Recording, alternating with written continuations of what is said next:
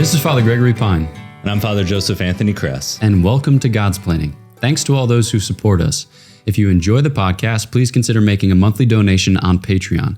Be sure to like and subscribe to God's Planning wherever you listen to your podcasts.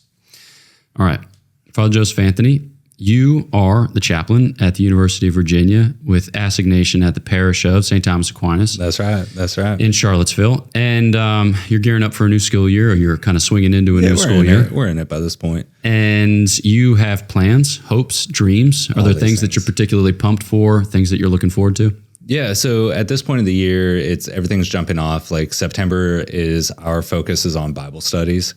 So meeting new students over the first few weeks, and then getting those students into our Bible studies, our small groups. That's our big kind of September push. We'll have a retreat, our fall retreats in October. So we'll hit that a little later in September and things like that.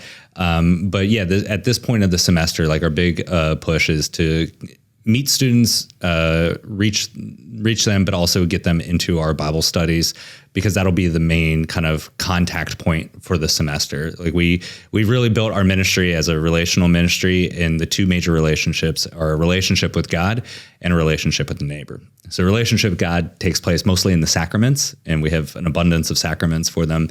But then it's that relationship in our Bible studies where they build the community with each other and sharing the faith and building and walking and growing in their faith, but also alongside of each other. And so that's right now where our main push is trying to make sure that those Bible studies are up and running, and that we have a support to our Bible study leaders, but also constant invitations to all the students that we meet, that we're saying, okay, let's continue this relationship. Let's do so as we grow in our faith together. So that's kind of where we're sitting right now.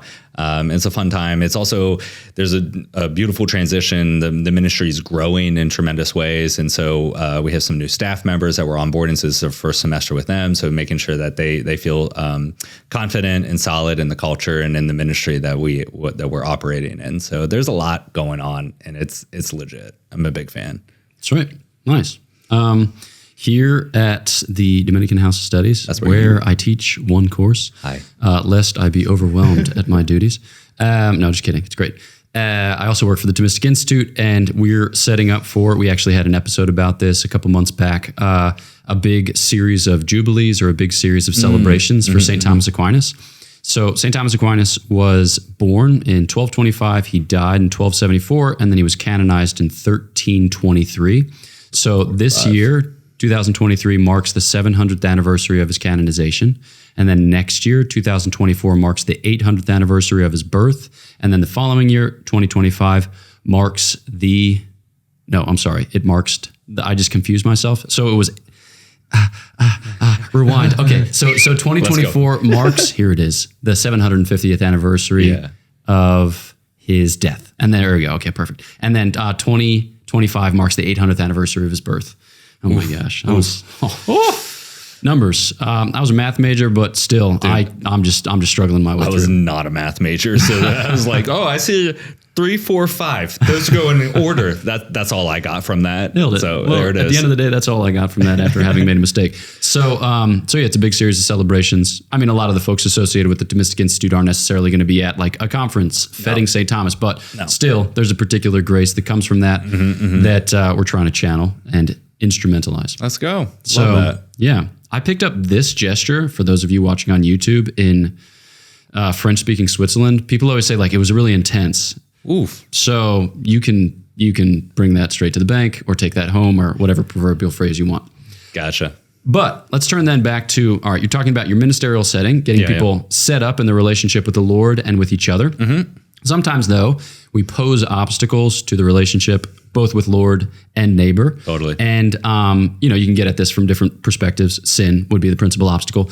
But also sometimes it's like a lack of social grace or a social infelicity, which actually causes us difficulties and creates tension in those types of environment. And one way that people describe this is by referring to it as cringe or as cringey. Yeah. So you hear that, okay, we're thinking in this conversation about how to avoid becoming or being a cringy Catholic, or creating cringy or cringeworthy environments. So lead us into it. What does it mean for something to be cringe or cringy? Yeah, I think that title you hear is like, oh, that's cringe. That's so cringe right now. And it basically means I'm uncomfortable. Yeah. Whatever's happening around me makes my skin crawl. Like, I don't want to be associated with this. I want this to pass as quickly as possible because I don't feel comfortable right now. And there's a lot of respect that like certain presentations or engagements with the faith can make others very uncomfortable. Now, we're not made for comfort in this world. We're made for greatness. And that's understandable. But there's also like, it can be a barrier too. And so we have to be kind of aware of that. And so like when we talk about this like kind of cringy side of things is like, yeah, like, are we intentionally doing things that are the awkwardness, the uncomfortability is not just, oh, I need to, I'm not made for this world or things like that. But is this truly barriers to my relationship with God or maybe my relationship with others and helping them to grow in their faith as well? So I think when we initially talk about that kind of cringiness, it's this uncomfortability, this awkwardness, this desire to get through something, this kind of moment as quickly as possible because I don't want to be associated with it. I don't want to be here in that sense. Yeah, there's like a sense in which for something to be cringy, it's like it begets a secondhand embarrassment. So when you do something silly or stupid, you're embarrassed and that's first order embarrassment. But then when somebody in your immediate vicinity, even if it's somebody that you're not responsible for, does something like that, kind of shameful or embarrassing, you feel that and it's hard not to interiorize that unless you're really like, I don't give a rip about anything or anyone. So it's, like you feel it in your bones. So there's a sense in which when somebody is doing something like overly extravagant or precious or clearly begetting or clearly belying lack of self-knowledge, you're just like, oh, you just want to crawl under a rock and die.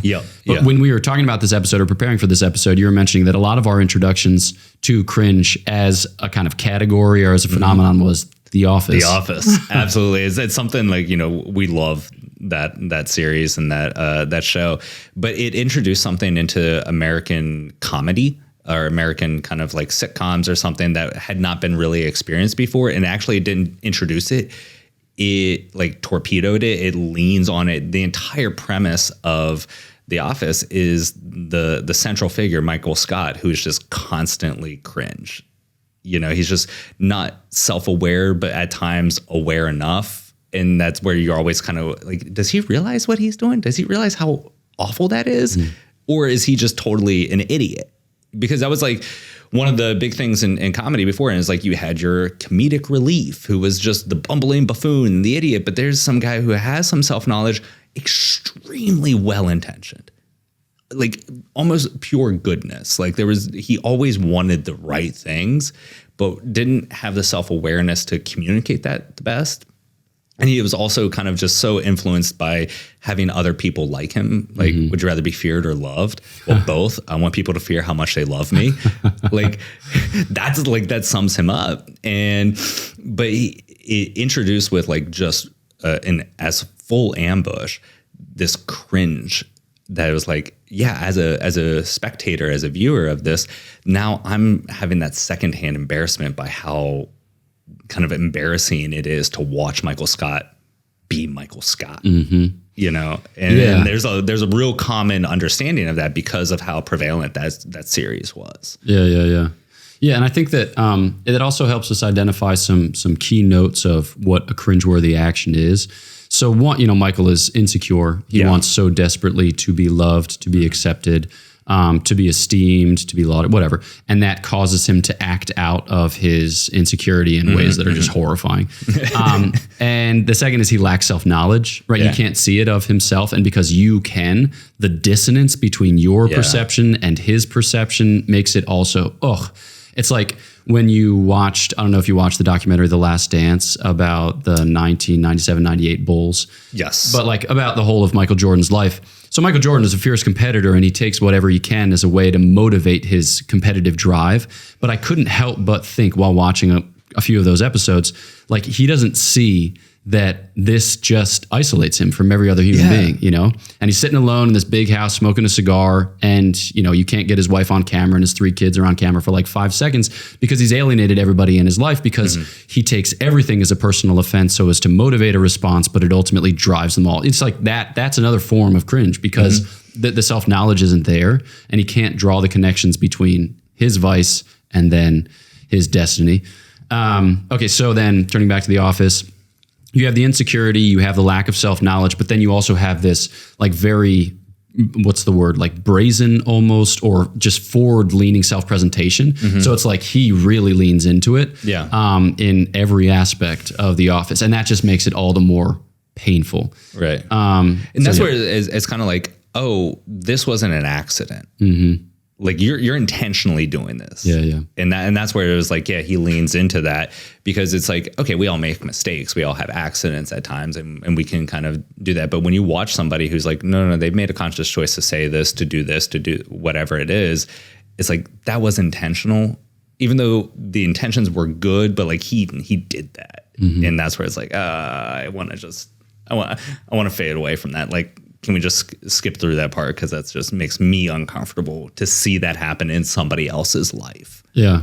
And I think, you know, something about The Office, which is charming, is that The Office tries for a kind of new sincerity. I don't know if that term comes from David Foster Wallace or if it's associated with David Foster Wallace, but David Foster Wallace is this postmodern author, but he's also critical of the postmodern genre because he wants to proclaim something of our humanity. And so he's looking for a kind of new sincerity, a new commitment, as it were, to fundamental principles or ideals. So that way we're not constantly ironizing or speaking cynically of our human lives. And you see that at work in The Office because whereas like former shows like Seinfeld, they end in a kind of incoherence or they're not really seeking anything profound at a human level, just kind of hijinks and embarrassments and cringe. Whereas with The Office, there's always a kind of move towards a resolution. An attempt, even though Michael Scott is the most cringeworthy character of all time, that you can see him aim for and other people respond to this desire for genuine human connection. I mean, you end up rooting for Michael. You want him to succeed. You want him to grow in self-knowledge. You want him to be happy.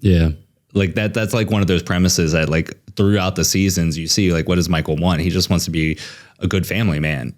And you, at the end, you're rooting for him too, even though he's provided the most awkward cringe moments that will ever be experienced. But yet you find yourself, because of that sincerity there, it's like, but I do want him to succeed. I want him to be fulfilled, be happy in all of his desires. Which leads us then into, okay, so we're talking about cringeworthy elements of the practice of the faith as we experience it sometimes here in the American church, but we're aiming for a kind of new sincerity, not just to say like, these people are stupid, am I right? But like to help people identify certain obstacles that they might pose to their relationship with God, to others, to growth in the life of faith in general, that might keep them from otherwise being better adjusted. And it's not just like, all right, you've got virtues on the one hand, like faith, hope, charity, prudence, justice, fortitude, temperance, and then you've got like social graces on the other hand. I want to suggest, and this is a big point of Father Bonaventure's, that social graces they're part of the same conversation. That's part of the virtuous life, to be amicable, to be generous, to be liberal with your goods, to be thankful, and this and that, like all of those kind of more, they're harder to pin down, but kind of like less well-defined social graces. They're part of the story, and they're part of how we as human beings flourish, because we want to be able to put people at ease. We want to be able to cultivate these dispositions which help us to engage with what is real rather than getting tripped up by our own, cringeworthy behavior. Okay. So let's then just like identify some ways by which to kind of grow beyond the cringe or heal from the cringe. So one experience I want to highlight is like an over-inflated sense of one's own importance. So I think, it's easy to make fun of liturgical examples, but, people who take the liturgical ministries very seriously. Okay, that's good, to prepare for proclaiming the word of God from the pulpit in the context of the mass, or to sing as a, member of the choir and things like that. But there's some people that the way that they comport themselves, it's like, woof, so like pronouncing interior T's with such tenacity that you can be heard in every echoey corner of the congregate. It's just like, you hear that and you're like, I want to die. Or like the singer in the choir who was like, I will now sing with a vibrato so pronounced that you can drive a truck through it. It's like, is this for the glory of God and the salvation of souls, or is this for something else? So, okay, what are things that you might recommend or ways that people can identify some of this overinflated sense of self-importance? Yeah, I think one of the things I remember working with one of our students who was helping to teach other students how to serve at the Mass. And there was this initial kind of push to like be precise on everything that they were doing, because the precision communicates a respect and a reverence for what that was. Now, when it was pushed too far, it became super militaristic. Yeah. And it was just like people are turning on a dime, and like their cassock is like flowing with every single turn. And it was like, okay, now we've gone too far on that. And we're not communicating reverence. We're communicating kind of, a theater drama. Now the focus is no longer on the sacrament and helping others then to enter into the reverence of the worship. Now the focus is on the individual. And I think that's something that we can like start to see is like, okay, there are certain things that are very good, but once we start to go too far with it, then the focus becomes on us as individuals and our engagement with it, and how then, and the struggle with that is it's everybody else's response to said individual. So if people like that person, they're like, oh, that's great. If people don't like that person, then it's like, now I'm so distracted because I despise that person, what they're doing. So now you're turning this into a super kind of personalized experience instead of a universalized encounter with God. And once again, we're talking about sacrament aspects of it. Well, I think we'll get to the catechetical or the faith and devotional aspects. And I'm going to loop into the devotional aspects. Some aspects of that is that the devotional life is a very particular life to the individual. And because of that, it need not be ostentatious or even visible. One of the best kind of accolades you can ever give to an altar server is, I didn't even notice you. And if they did such a good job that they didn't screw up so royally that but they also didn't make such a dramatic show out of it that they distracted everybody from the reality. And I think too, there's a beautiful understanding that even in our devotional life, that you should recognize that somebody has a devotional life. It shouldn't be totally absent or hidden to the sense you're like, I don't know if they ever pray. But it shouldn't be so showy and ostentatious that others can't pray near you or next to you. So I think that's one of the things that like you can get with the excess side of it all, that's where that cringe comes in. And to remember that sometimes in a devotional life, it does need to be very personal. It needs to be present in all of our lives, but then to not like turn around. And I've seen the cringe side of people is when they find something that really, really works for them in their devotional life. It's very important. And they get so fervor, the zeal for that turns into kind of demands, and that every single person, you have to love this saint because this saint's the best saint, and you don't even know your life outside of the devotion of this saint, and you won't even, it's going to be the best. You have to pray this litany like 3 times a day to the saint, and you're not a good Catholic unless you do. It's like, that's a beautiful devotion. I don't want to take that from you, but you can't force that on anybody else. Yeah. So maybe, all right, so let's distill some principles. You've got like individual things and communal things. And generally, the tendency of Catholicism, it seems to me, is to give preference to the communal. Yes. You know, so like I'm thinking here of Saint Therese, who has this genius for being small, playing her part in the mystical body, kind of getting out of the way, and then letting others flourish as a result. Freaking Therese. Rather than like, dominating the conversation with her own persona. But, so there's a kind of preference there for the communal.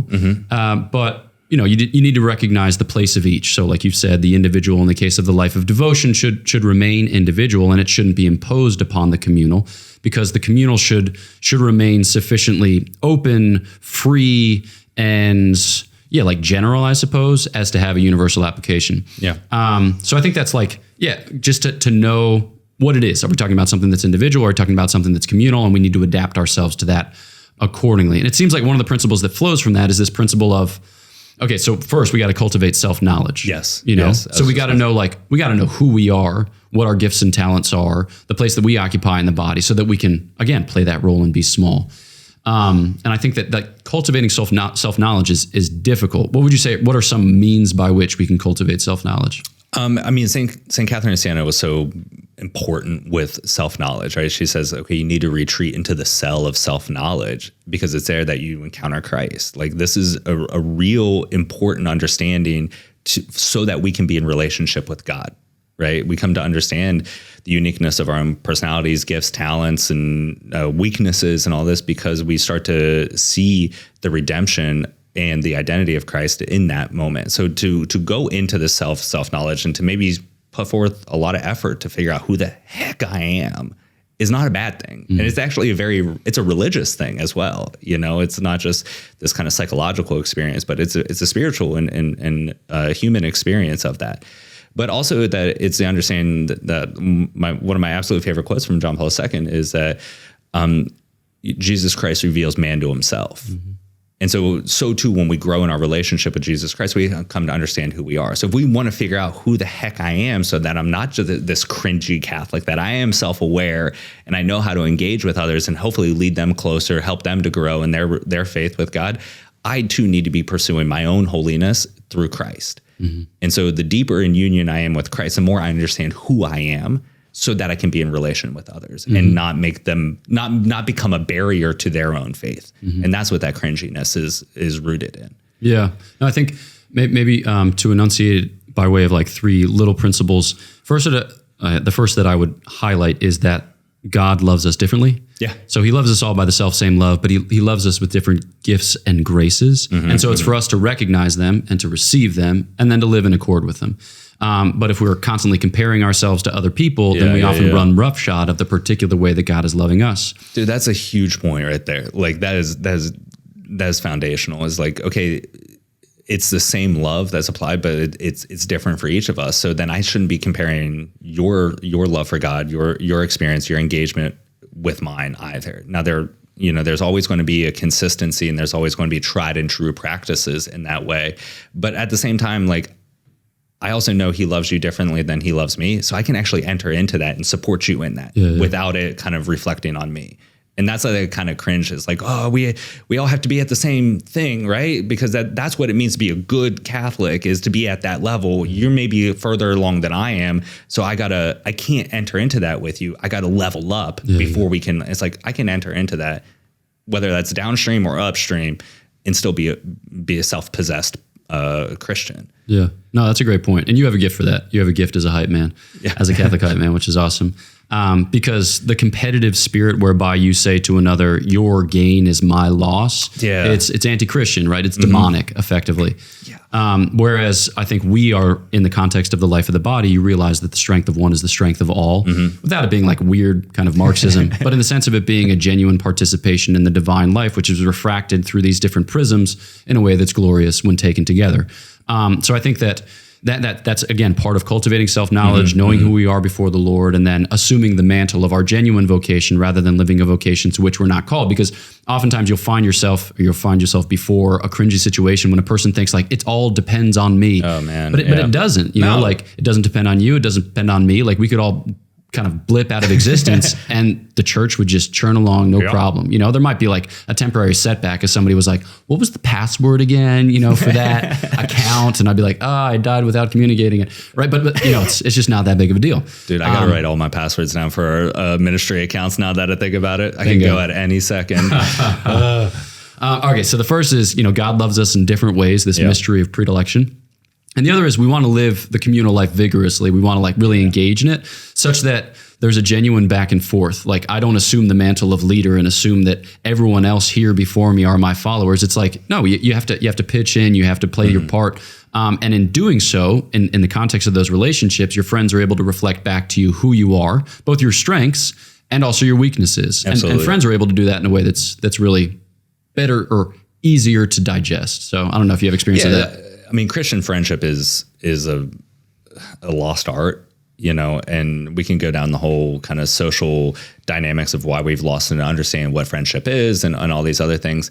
But I think that's part of it, is that it's this engagement with each other as a growth in faith. And so to engage in real friendship as a supportive way of our own kind of life with God, then kind of takes away that cringiness, because then I have the ability to maybe call somebody out and say, hey, you know, I noticed that you really struggle with, comparison or things like that. Like, I love you. Like, you don't need to do that. You don't need to prove yourself. Like, just be yourself, you know? And that's very hard to do with a rando, like, but you can do that within context of friendship. Yeah. And so that element of like our friendships help to reveal ourselves to each other too. Like, Jesus Christ reveals man to himself, but he often works through his secondary causes, which we are the preeminent secondary causes in the salvation of each other. And so we can then help reveal each other to ourselves too. Mm-hmm. And sometimes that takes fraternal correction. And sometimes that takes like somebody then entering in and saying like, well, maybe you should do a little more of this or less of that and things like that. But that kind of understanding that friendship also helps it holds a mirror up to us, can be very, very important. Yeah. Okay. In the time that we have remaining, just like a final point, the last thought is this, that it's important for us in the spiritual life to kind of get out of our own way. Mm-hmm. I think that, I always take this line from T.S. Eliot's The Four Quartets, the rest is not our business. So he makes this description of the theological virtues. He says, wait without hope, for hope would be hope for the wrong thing. Wait without love, for love would be love of the wrong thing. There was yet faith, but the faith and the hope and the love are all in the waiting. Wait without thought, for you are not. So he's like talking about this kind of emptying of ourselves, which, we recognize as the language of humility. Yeah. It's like we got to get out of our own way, because if we're too busy checking our own spiritual temperature or assessing our own spiritual progress or comparing ourselves to our contemporaries or whatever it is, then we create kind of complexity or difficulty in the spiritual life, which needn't be there. Mm-hmm. All that the Lord asks of us is to follow him. Yeah. Right. And we're not going to have perfect certainty that we're doing it optimally, maximally, but that's okay, provided that we're making use of the different means that he appoints to our salvation. We're going to be able to redirect course within the context of his plan, which itself is provident and good. So I think that we just need to kind of get out of our own way. I don't know if you have thoughts on that. Yeah, I think as you were talking, the things that I kept hearing is like, we need to get out of our own way and also get out of the way of each other and build upon the understanding of Christian friendship as removing some of this cringiness. I think it's super important to actually talk to each other and say like, hey, what's important to you? Like, what aspects of the faith are you passionate about? Which aspects resonate with you? Some people it's scripture, other people, we do this all the time in our formation, right? It's a constant conversation. It's like, oh, are you a scripture guy? Do you do morals? Do you do like dogma? And the reason why we talk that way is not because we're just trying to figure out like which, doctorate program to send somebody to, because it's like, we want to get to know that person so I can help them. But like, if for me, I'm a big sacraments guy and somebody else is super scripture, then like me kind of just constantly forcing them to say like, you're not holy enough. You need to level up because this is where it really is. So I think one of the things that we can do is like, okay, we can get out of the way of ourselves, but also get out of the way of each other by getting to know each other.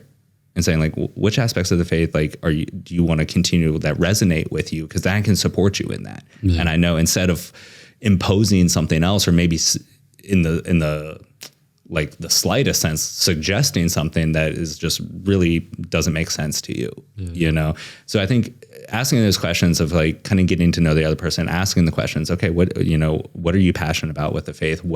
How do you pray? How do you pray? And those types of things can be very helpful. So we don't come off as this cringy Catholic as saying, what really works for me is like spiritualized interpretations of like John Denver songs. Like, you don't understand how this changes everything with respect to the faith. You're like, I don't care, man. Like it does nothing for me. Yeah, no, apropos of, getting out of our own way and getting out of the way of each other. I think that sometimes when people hear that, getting out of the way of each other, it makes it sound like we just leave each other alone and then we don't actually, which isn't the case. No. But I think that we need to recognize that our pursuit of holiness can't become an obstacle to another in his or her pursuit of holiness. Mm-hmm. So like concrete examples, Father Vincent McNabb, who was a Dominican at the beginning of the 20th century, who was friends with G.K. Chesterton. Yes, he was. He would sometimes, I've heard told, he would sometimes make his Thanksgiving in the middle of the sacristy with his arms extended in cruciform like fashion. But like apparently the sacristy wasn't that big, so people had to like navigate their way around him. Maybe he wanted to do it, hidden from the worshiping congregation in a sign of humility, but it ends up kind of getting in the way of the brothers. And it's like, what are we doing here? Or maybe a more, quotidian example is, say, this is at Steubenville. A lot of people wanted to kneel without the kneeler as like a little penance. But if you're in a row with like a bunch of people in a pew and you kneel without the kneeler, you make it impossible for them to put the kneeler down. So you've just made a decision for other people, which they may or may not welcome, and they may come to resent. Mm-hmm. That's an instance of like my pursuit of holiness becoming an obstacle to your pursuit of holiness. Yeah. And I think that's the same thing we were talking about, is this is like imposing devotions on others, which is not helpful for them. Mm-hmm. And so like, I think you have to be really aware that principle you brought up earlier was like, okay, like in the Catholic tradition, like we've preferred the communal over the kind of individual in those things because so you have to be aware of that. Yeah. And that's all we're saying is the cringiness are those who are not aware of it. Yeah, That's where the cringe enters in. Yep. Not that you should never kneel without a kneeler for penance. Not that you should never have personal individual penances and mortifications in your life, but just to have, dare we even say, awareness. Yeah, yeah. And, I've heard it said that holiness is a secret between you and the Lord. Not that we're like kind of guarding it in a spirit of false humility, lest it get out and we be associated with the scribes and the Pharisees, but in the sense that it's not something that we need to over-narrate in the way that you might not over-narrate your marriage. So it's like, when you come before people and you say like, the Lord was saying this to me in prayer, that might be something that encourages them. It also might be something that discourages them because maybe their life of prayer is a little more obscure, a little more hidden, a little more murky. And so it's just good to be conscious of those things. Not that we become super privatized in our exercise of the faith or embarrassed to share it, but in the sense that we need to leave a kind of space for, a social grace or a social facility that leaves all in a position where they can flourish without imposing, like you said, or posing obstacles. Yeah, it's like we don't want to introduce and initiate that like secondary, what you call it, the secondary embarrassments. Yeah. So, boom. All right. Well, that is effectively what we prepared. Before sending you on your way, though, we have a couple of small announcements. You've heard them by this point, but we like to underscore them because repetition is a sign of affection. So first, the Dominican Rosary Pilgrimage is to be held on September 30th here in Washington, D.C. at the Basilica of the National Shrine of the Immaculate Conception. It's going to be a big Dominican Rosary Jamboree. So Mass, recitation of the Rosary, preaching and teaching, opportunities for confession and processions and things besides. So you're most cordially invited. Check it out at DominicanRosaryPilgrimage.com. I think that's true, but if not, Google it, and then that will be true. And then the last thing is our young adult retreat is scheduled for November 3rd through 5th in Malvern, Pennsylvania at Malvern Retreat House. That's for young adults ages 21 through 33. So you can apply at godsplaining.org. Apart from that, just the normal things. So thanks so much for listening to this episode of Godsplaining. Please do follow us on Facebook, Twitter, Instagram, and just pump out the likes insofar as they help get the word out yet further. If you'd like to donate to the podcast through Patreon, you can follow the link in the description or the show notes. In the same description or show notes, you'll find links for merchandise and those events that we've announced. So know of our prayers for you. Please pray for us, and we'll look forward to chatting with you next time on Godsplaining.